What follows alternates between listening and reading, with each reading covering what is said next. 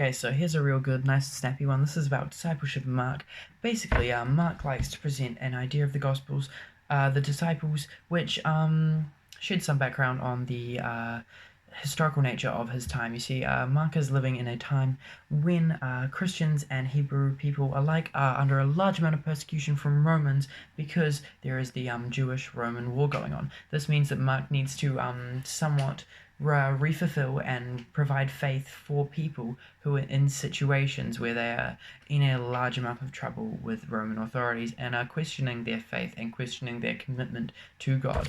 This means that the disciples are portrayed as surrogates to Mark, and Mark uses them to encourage people to remain faithful to the Lord and to their religion. So Mark presents the disciples in occasionally quite a harsh light in comparison to the other Gospels. This is done because Mark is not as concerned as other Gospels with making the disciples specifically readable characters, while Luke and Matthew want the disciples to be their Gospels to be easily read. Mark is not concerned about these parts of his book grating on readers.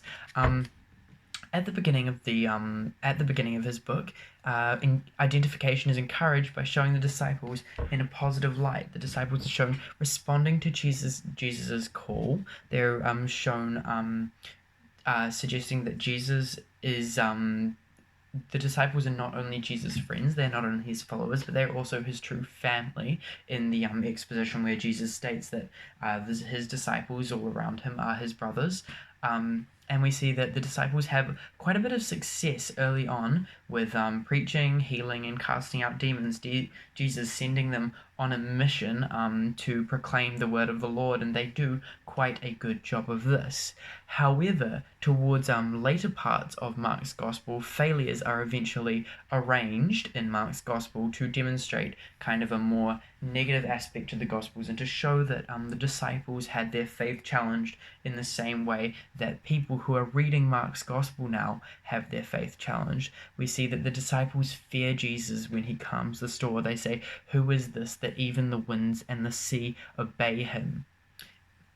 Readers question their understanding of Jesus through the disciples in these moments. Later, when the disciples are amazed by Jesus walking upon water and feeding the 5,000, they still fail to see and truly understand what Jesus is capable of. They see him still more as someone who is just capable of amazing feats rather than truly understanding his mission.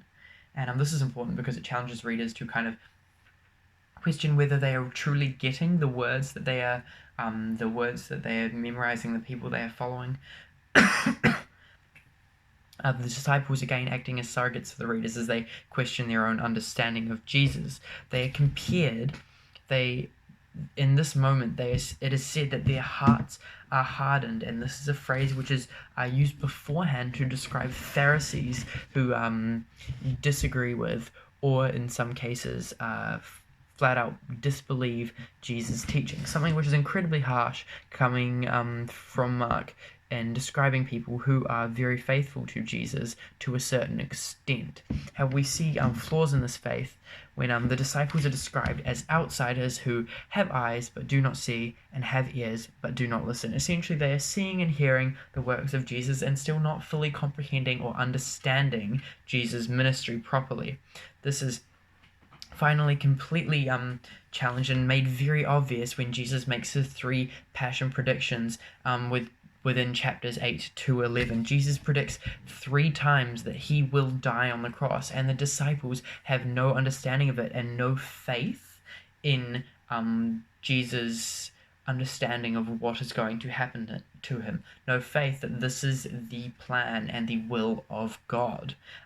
Peter rebukes Jesus the first time, and Jesus says, "Get behind me, Satan," showing the aggression and the importance of faith for Jesus. In his last passion prediction, John and James both request seats of glory beside Jesus to his left and right sides, not realizing that they are not requesting seats of glory, but if they are requesting places beside Jesus, they are requesting places of suffering and pain. The disciples still do not understand the idea that Jesus is sent to die and that he is sent to become a servant to other people rather than to be served. This is especially important because James, John, and Peter all pledged to die with Jesus and will eventually abandon Jesus.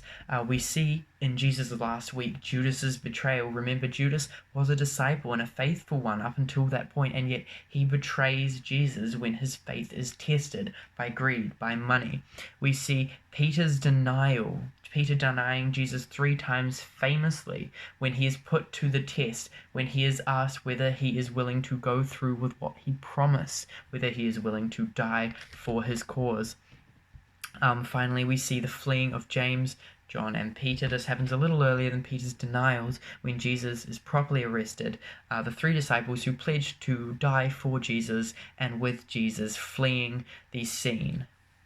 It is interesting to note, however, that there are some minor characters which actually portray positive ideas of discipleship, so that readers still have something to look at and to go, yes, we can still be role models of discipleship. And we see that these are often minor characters. They are not the important ones, to show that anyone does have the capability to be a disciple when they need to be. We see people like Joseph of Arimathea, someone who was an important Jewish person, giving up his tomb and choosing to bury Jesus when literally none of the disciples had the bravery required to do so. We also see that the Roman centurion being someone who shows incredible faith, and even though he's not a Christian or a Jewish person, being the first person to acknowledge, yes, truly, this is the Son of the Lord, being the one who sees Jesus on the cross and understands everything. Because truly, I think the idea that Mark is trying to portray about discipleship is that it is not only about showing up and being there.